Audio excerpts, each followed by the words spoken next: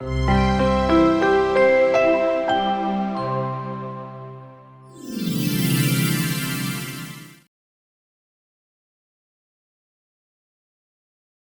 today we'll imagine that we are in an automation industry. So what do we see in an automation industry? We see a lot of conveyors, right? Because conveyors are used for getting the materials inside, because materials are very huge, and conveyors are used for inspection tables, conveyors are used for packaging tables.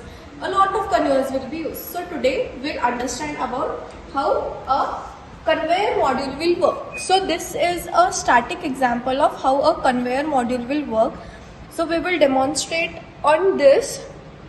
For here we have a sensor and we have a box, and this is the whole conveyor, and this is the conveyor motor which makes the conveyor belt rotate.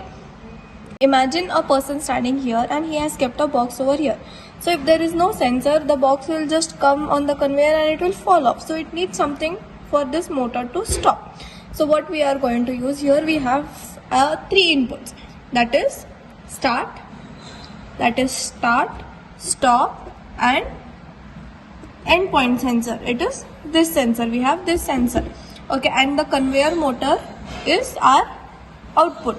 What we are going to do when we are going to keep a box here, it is going to, then keeping a box is nothing but starting the conveyor. So we have started the conveyor, the box slowly moves on the conveyor. So once this endpoint sensor or the proximity sensor senses the box, the conveyor has to stop, or the conveyor motor has to stop, or with the help of stop also, if there is some mishappening or if there is some issues in the conveyor line and we want to stop it, so in that emergency cases also we can use a stop push button. Okay, so now we will do the wiring. So here I have used three inputs, 1, 2 and 3. So these three inputs will be start, stop and endpoint sensor. So this is going to be my sensor. So I am going to connect this wire to my start, the next wire to my stop, next wire to my stop, and my third wire, this sensor wire, to my endpoint sensor.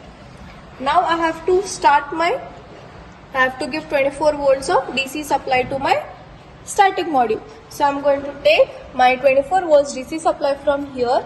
I am going to connect the wires and I am going to give the supply for the static module, power for the static module. So I have given the power.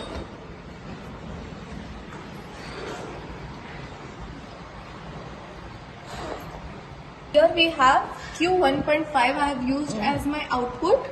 So I am going to give my output to my motor. So it is going to turn on and off my motor. Okay. So now I am going to press start. So we imagine that I have kept the box and I have started the conveyor. So slowly the conveyor starts moving. So as we have not used any timers or we don't have any time constraints, so the box moves slowly, and once it reaches the endpoint sensor or the proximity sensor, here is the sensor. So once this sensor senses, so it will sense. So sensor will sense and the motor has to stop. Once the sensor will sense, the motor will stop, so that we can either remove or we can replace the box. So once again the sensor output is low, the conveyor will again start. So next box will be kept. So again sensor will sense, conveyor will stop. Again the sensor, it will be removed, again the conveyor will start. So this process will continuously go on until and unless we press stop button.